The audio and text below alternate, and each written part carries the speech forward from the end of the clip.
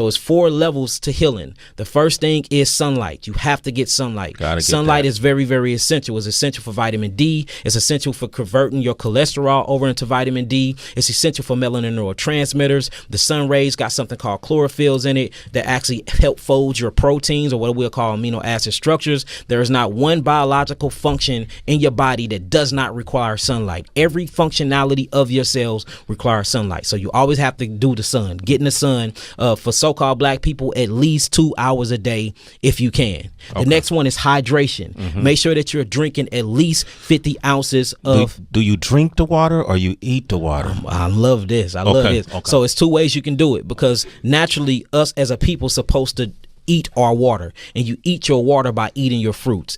Most of the fruits that we were made and selected to eat have over 85% water in it. This water is different because it's hexagonal water, and this hexagonal water is very, very structured water, and this is what you call H3O2. But the reason why is because how the sun rays it and beats on the actual fruit when it goes through photosynthesis before you take it off the tree and eat it. So if you want to do the H3O2, that's what I recommend. A lot of people don't like that or say they can't afford it, so I don't talk about it too much that no more, because it's all about the needs of the people. If people can't afford to do it, then I'm going to give you the next best selection. The next best selection will be spring water, not alkaline water. Alkaline water is mineral enhanced water. That's not real alkaline water. Real alkaline water is spring water. And you can look at the bottle. The one we've been drinking a lot is Pana and Mountain Spring in the green one.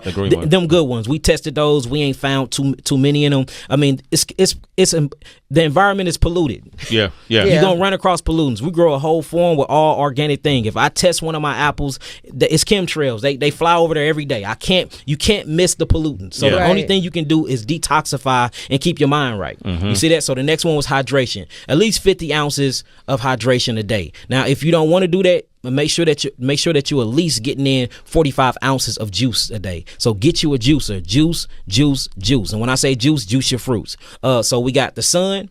We got the water. Next is the air. You have to breathe correctly. 98% of the so-called black community do not know how to breathe. A lot of us are mouth breathers. Mouth breathing messes up your bone structures. Mouth breathing bring in bacteria inside your mouth that you don't need. Mouth breathing actually bring up the nitrates in your bloodstream. Bacteria, when you look at the bacteria that's inside the body from mouth breathing, the bacteria is associated with your decomposing bacteria. These are bacteria that like to decompose and break down your cells. So technically, being a mouth breather and not breathing properly or getting an adequate amount of oxygen in the bloodstream to exchange, oxygen for carbon dioxide by way of hemoglobin, or what you'll call iron phosphate, this actually shorten your lifespan.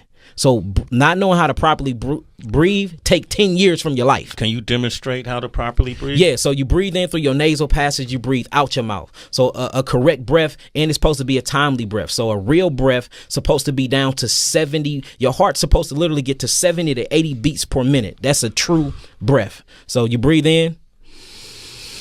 When you breathe in, your stomach comes out. So when you breathe, your gut comes out. A lot of people do reverse breathing, where they breathe in and their stomach go in. That's an incorrect breath. So when you breathe, your stomach go out.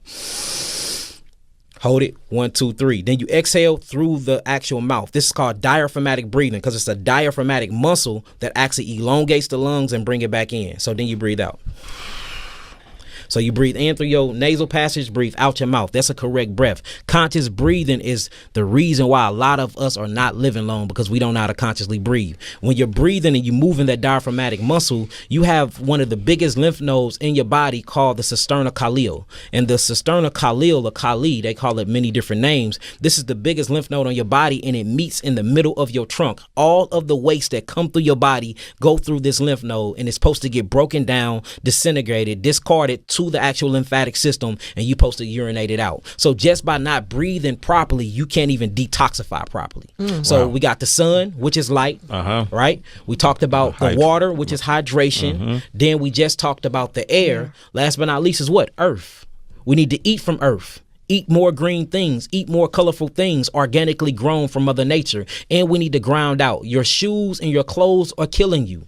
Half the stuff we wearing got polyester in it, which is going to mess up your electrical magnetic frequency and bring down your hertz. The more your hertz go down, the more you're prone to so-called diseases. So make sure that you're wearing as much cotton as possible, especially when you come up towards your heart. Another thing is your shoes. You supposed to have your shoes on only when you walking on concrete. Other than that, keep your shoes off as much as possible, because that's the way we ground out and get a lot of the protons inside of our body to get rid of a lot of the protons and bring in more electrons. Electrons is the feminine side of nature. That's the nature side of chemistry. It's a negative charge, but it has a way of taking these things from a catabolic state to anabolic state. And from a cation to the anion just means from acidic to alkaline. And you get that just by taking your shoes off. Go hug a tree. It's something called nature deficiency order, where you stay away from nature too long and you will get depressed and you actually get sick. And they took some orphans that was going through these psychological depression changes. They took them to nature for 2 weeks and they didn't have the suicidal thoughts no more. They regained their consciousness. They had purpose. Their imagination came back. They was loving on each other again. So that's one. So we talking about the sun. Talking about water. Talking about air. And talking about earth. All right, we got to talk about this last element that nobody ever talk about, which is love.